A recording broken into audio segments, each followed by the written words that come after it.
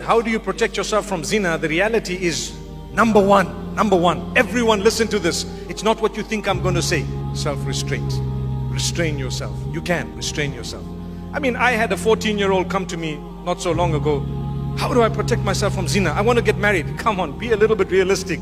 You got to protect yourself. You restrain yourself. Sabr. Come on, your day will come. When we were young, we also used to look at the opposite sex sometimes and think, when will I ever get married? Today, mashallah, we've got children of our own, mashallah. I'm sitting on about 8 children by the will of Allah. So, subhanallah, to be honest with you, you have to protect yourself. That's what sabr is all about. The reward you're going to get is for abstaining from prohibition. That's the reward. So not only your salah and your zakah, that's doing good deeds, but abstaining from bad is also a reward. So here's your opportunity, stay back. However, the hadith speaks about fasting. So you will fast. Fast every Monday and Thursday, fast 3 times a month. This will help you. Concentrate, have good company. Good company really goes a long way in protecting you from adultery.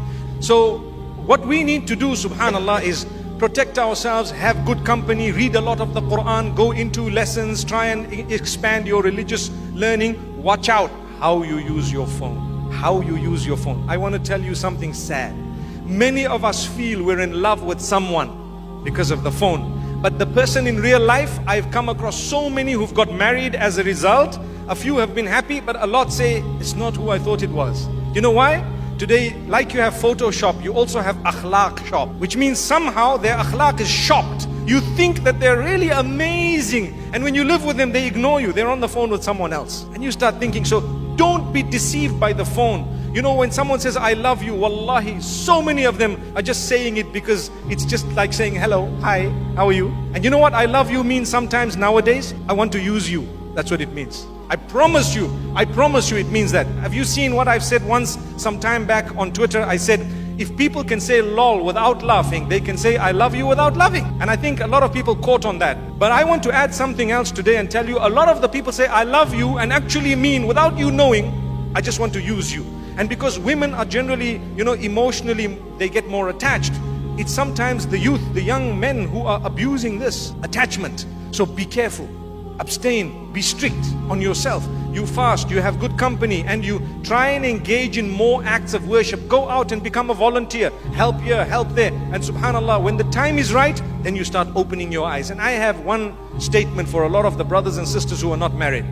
Subhanallah. And that is, before you are married, don't close your eyes onto one person. As tough as that sounds, as tough as it sounds. Once you're engaged, then you close your eyes. Done. Because maybe Allah doesn't want you to marry the person because they are bad, horrible. Or maybe Allah doesn't want it because something might go wrong with the children that couple will have and you don't know. So maybe Allah is keeping you apart. I'm not saying don't try. You try. You speak to your parents. You convince them. You can even change your wilaya if you want. You know what that means? This is my wali. He's my father. I will go to the panel of scholars and tell them my father is blocking my marriage without any reason. So I want to marry without my dad. And if you qualify for that, you can actually shift that wilaya to a wali will be someone else. Who will it be? That panel of scholars in an Islamic country, you'd have the qadi or someone who would represent you as a wali. So the person becomes a wali of yours. So you need to be careful, because sometimes if you do that and you know that the person you want to marry is not standing on their own 2 feet in terms of, finances and so on, you might have to come back to your family one day and they might not want you at that stage. I think most families do take you back, but why should we do that? May Allah subhanahu wa ta'ala grant us ease. So if you want to protect yourself from zina, there are steps. The hadith speaks of fasting and lowering your gaze. Today people watch movies and watch this, and you know what? We see all these tutorials. Hijab tutorials are being watched by the males. I don't know what for. Hijab tutorials. And they forward you and say, did you see this hijab? Is this the camel hump? Brother, there's a hump in your head, man. May Allah subhanahu wa ta'ala forgive us. What are you worried about this thing here for? Take it easy. Let the sisters go ahead and have a peep. But then you look at your wife and you say, I saw the tutorial. I think you need to look a bit like so-and-so, so-and-so. May Allah forgive us. So this is why we don't lower our gaze, and we don't realize lowering the gaze is very important, even when it comes to the screen. I know, you always get wise cracks in the youth. Sometimes they say, but Sheikh, I'm lowering my gaze looking in the screen, I'm lowering my gaze. That's not what it is. You know what I mean. You don't look at these things by the will of Allah. And if you do, you are allowed to say, mashallah, If you really have great intentions, you can even say inshallah, but it's okay. That's where